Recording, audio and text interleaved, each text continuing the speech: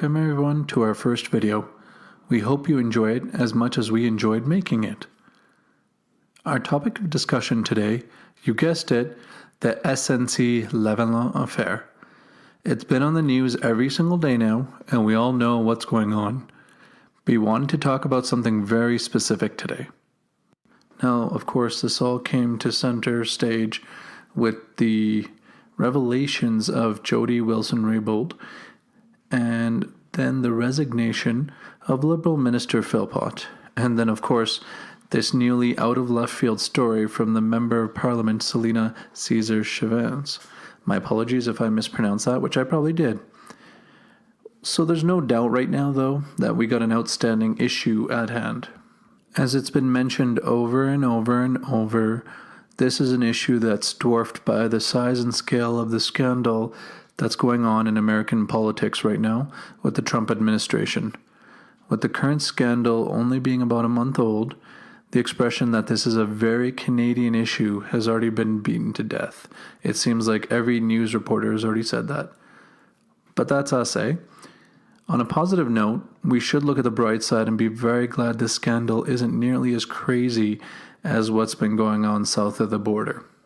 What we wanted to draw attention to today was that despite what some individuals and what some news organizations say, this is a scandal, period. The Toronto Star and other articles talked about the non-issue of this event. They barely even want to use the word scandal to discuss what was going on. That's unfortunate. Keeping an open mind with the tradition of this magazine, we tried to understand why it hardly could be called a scandal. Maybe it was perceived that it was politics as usual, which is unfortunate in itself if that's the case, because this is exactly why the public has come to mistrust politicians. And here, you'll see on the screen, we have our bitter friend here who's just given up on politics.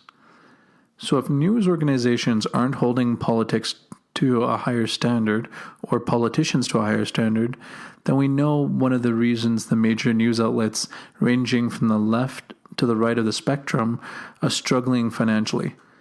How can the public have trust in them either? Jobs, jobs, jobs, jobs.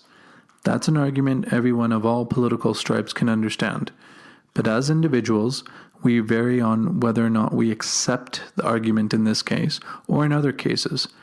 Naturally, it depends on where we as individuals place the actions that occurred here on our own scale of morality. A person's actions at the end of the day is judged by everyone individually as acceptable or unacceptable. This obviously is the common sense of human psychology and how it works. But this plays a big role as to why we as the public and the media will judge the job arguments as a fair one or poor one. Here's the problem. We've heard the job argument many, many times recently in this country. To be very specific, we've heard it a lot in the past 2 years from Alberta, with the fear of losing 100,000 jobs. The Toronto Star in one specific article was very right. People in Edmonton are afraid. But why were the rules in this case broken, whereas there was a legal option for the federal government to use to create a pipeline, but they chose not to use it? It was mentioned that the government could use the notwithstanding clause in this case, but the Prime Minister said that he wouldn't use tricks to get the pipelines built. Proper consultations would be had with Aboriginal groups and environmental groups. That does make sense, even if we in Alberta grumble and get angry over the method and disagree. But hey, wait a minute. What about the groups that were financed by the anti-Alberta oil movements in the States? No questions were raised about that. And no questions were raised when the BC government had chosen to increase the amount of ships it's allowing in their harbors. Originally, they argued they didn't want the whale migration patterns to be affected by the increased traffic. Yet, now they are increasing the amount of traffic allowed with cruise ships. No voices in government were raised in protest to this. So while some Canadians were struggling without a life preserver, the Prime Minister worked extremely hard on behalf of SNC, stating that 9,000 jobs were at stake. The CBC recently came up with an excellent article which objectively refutes this, But let's just say for a moment that this is true and that the Prime Minister is right. Why did they work so hard to make a backroom deal for this company compared to other places in this country? The Prime Minister had legal options that he could use to help save Albertans compared to the questionable methods to save SNC jobs. The other two questions that get raised in this situation is, why did the Prime Minister work so hard to cover this up if nothing was wrong? And why did Gerald Butts resign? There's just too much going on to deny that there's nothing scandalous going on. This isn't about party politics. A politician is a politician is a politician.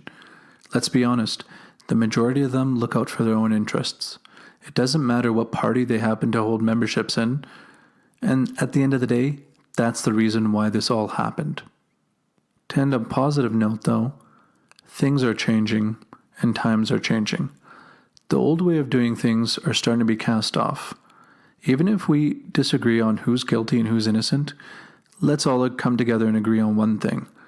We should be happy that we had a minister who put the rule of law before her own interests, another minister who resigned over principle, and a member of parliament decided not to run again because they were putting the interests of the people first, even if that meant sinking their careers. Let's be grateful that we had women like these representing us.